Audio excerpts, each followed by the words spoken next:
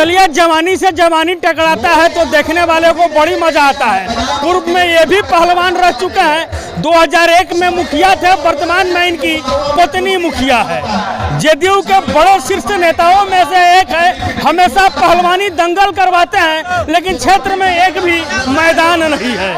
Sir, वर्तमान में पत्नी मुखिया है, आपके बच्चे जब मुखिया होंगे तो इस क्षेत्र में खेल का मैदान दिखाई देगा।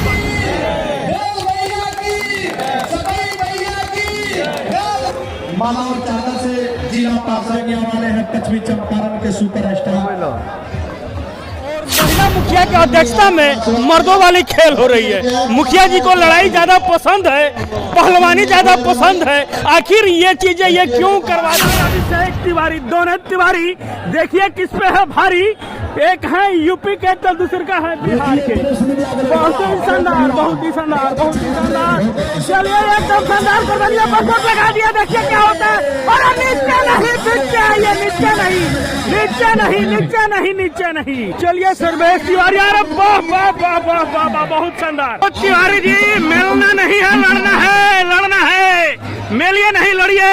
होना नहीं है, लड़ना है, लड़ना है। चलिए, लगातार दाव पे दाव, दाव पे दाव, दाव पे दाव, दाव पे दाव। चलिए, नीचे नहीं हो पांडे जी, नीचे नहीं, नीचे नहीं, नीचे नहीं हो पहलवान जी, नीचे नहीं। चलिए, देख लीजिए, लगातार एक दूसरे को आजमा रहे हैं सर्वेश पांडे और अभिषेक पांडे। लेकिन भैया ये देख लीजिए, लगातार दाव पे दाव। भैया नीचे नहीं, ऊपर आ जाइए पहलवान जी, ऊपर आइए, ऊपर ऊपर। ओ पहलवान जी, नीचे नहीं, नीचे नहीं, नीचे नहीं।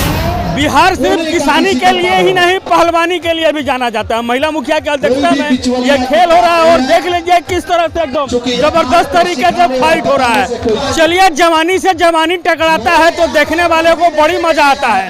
पूर्व में ये भी पहलवान रह चुका है, 2001 में मुखिया थे, वर्तमान में इनकी पत्नी मुखिया है। जदयू के बड़े शीर्ष नेताओं में से एक है, हमेशा पहलवानी दंगल करवाते हैं, लेकिन क्षेत्र में एक भी मैदान नहीं है।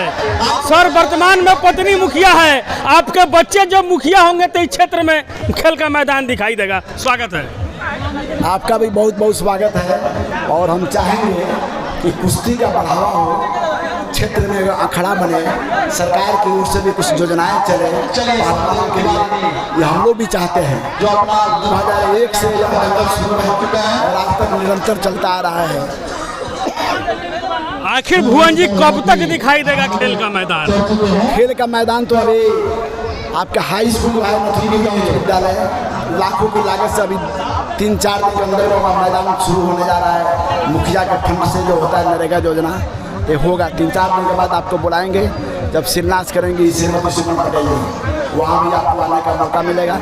रही बात दंगल की और कुश्ती की, तो इसके लिए फील्ड और अखाड़ा होना चाहिए। मुसारवा में तो है, प्राइवेट जमीन में है, सरकारी जमीन नहीं है। के साथ साथ खेल भी जरूरी है। बिल्कुल सही, पढ़ाई के साथ साथ लड़ाई भी जरूरी है। फिजिकली जब व्यक्ति मजबूत होता है तो उसमें अधिक काम करने की क्षमता होती है। तो पढ़ने में भी तेज होता है, काम करने में भी तेज होता है, हर क्षेत्र में अव्वल करता है, मानसिक रूप से मजबूत होता है, पढ़ाई में भी मन लगता है उसका।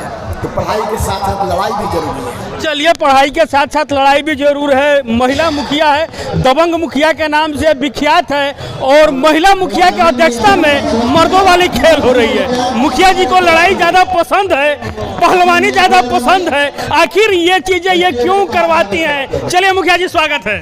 स्वागत है आपका उदय जी, एक बार फिर हमारे इस मुसहरवा की पावन धरती पर और इस दंगल प्रतियोगिता में बहुत बहुत स्वागत है आपका। चलिए, आपसे जानना चाहेंगे, हमारे ये दर्शक जानना चाहते हैं। लगातार हम यहाँ पे आ रहे हैं और आप ही की अध्यक्षता में यह मर्दों वाली खेल होती है। कहे तो युवा के दिनों में आप भी रेसलर थी, खलीफा थी, चूंकि आपके पतिदेव जी तो खलीफा थे, आप भी थे क्या? थोड़ा सा बता दीजिए। हम लोग भी, जब मैं स्कूल में पढ़ती थी तो कबड्डी में बहुत रुचि थी और कबड्डी में बहुत खेलती थी। पहलवानी के बारे में उतना हमको ज्ञान नहीं है, लेकिन मेरे पतिदेव को बहुत इसमें रुचि है। इन्हीं की वजह से, इन्हीं से हमको भी जानकारी हुई है। लेकिन ये जो दंगल प्रतियोगिता है, कुश्ती है, इससे जो भी आज युवा वर्ग है वो एकदम फिजिकली बहुत मजबूत होता है और ये खेल आपको शारीरिक रूप से मजबूत करती है और दिमागी रूप से भी मजबूत करती है। जब आप शारीरिक और दिमागी रूप से मजबूत रहेंगे तभी किसी क्षेत्र में आगे बढ़ पाएंगे। चलिए, बिहार की छोरियां छोरों से कम है क्या? अधिकांश जगह देखते हैं महिला पहलवान भी आते हैं लड़ाई लड़ने। चूंकि आप महिला मुखिया का अध्यक्षता में एक खेल होता है, नहीं लगता महिला पहलवान को भी बुलाना चाहिए? हर साल हम लोग सोचते हैं कि महिला पहलवान को भी बुलाना चाहिए, लेकिन कुछ कारण के वजह से कुछ सुविधा नहीं मिल पा रही है सरकार की तरफ से। इस वजह से सरकार में तो आपके पतिदेव जी हैं, तो कब दिखाई देगा? पतिदेव से ही आग्रह है कि ये जो महिला पहलवान लोग हैं उनको बुलाए और महिलाओं को भी मौका दे कि अपना हुनर दिखा सके।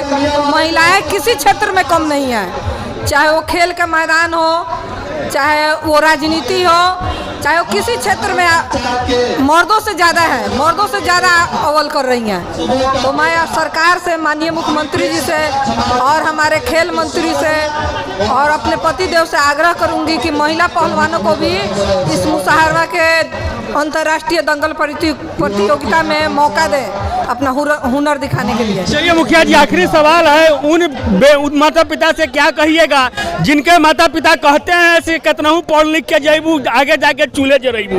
नहीं लगता है वो बेटियां भी खेलेगी, लड़ेगी तो आगे बढ़ेगी, देश के लिए गोल्ड लेके आएंगी? बिल्कुल अभय जी, जिन माता पिता का अगर ये सोच है तो उनको अपना सोच बदलना पड़ेगा, क्योंकि लड़कियां लड़कों से कहीं आगे है। वो अपने माता पिता का सेवा भी करती है, घर का काम भी करती है और पढ़ाई में, खेल में, किसी क्षेत्र में आगे है। जो माता पिता सोचते हैं कि हमको बेटी है और दुखी होते हैं, उनको दुखी होने का कोई जरूरत नहीं है। अपने बेटी को बेटा से कम नहीं समझें और मौका दें, एक मौका देकर देखें, बेटियां बेटों से कहीं ज़्यादा आगे निकल जाएंगी। चलिए, आप अपना समय दिए इसके लिए बहुत बहुत धन्यवाद उदय जी। आप अपना कीमती समय निकालकर इस दंगल प्रतियोगिता में शामिल हुए हैं, इसके लिए बहुत बहुत धन्यवाद। और मेरे जो प्यारे ग्रामवासी हैं, दर्शक लोग हैं, उनका बहुत बहुत धन्यवाद जो अपना कीमती समय देकर इस दंगल प्रतियोगिता को सफल बनाने में अपना योगदान दे रहे हैं। चलिए, आपको यह मर्दों वाली खेल का सीधा प्रसारण भिलाई से दिखा रहे हैं। महिला मुखिया की अध्यक्षता में यह पुरुषों वाली खेल हो रही है, यानी कि मर्दों वाली खेल हो रही है। और यहाँ पे कहे तो ऊपर नीचे नहीं, डायरेक्ट अखाड़ा के बीच फैसला हो रहा है कि बाजुओं का जोर है और सिर्फ यहाँ वही जीतते हैं जिसके बाजुओं में ताकत हो।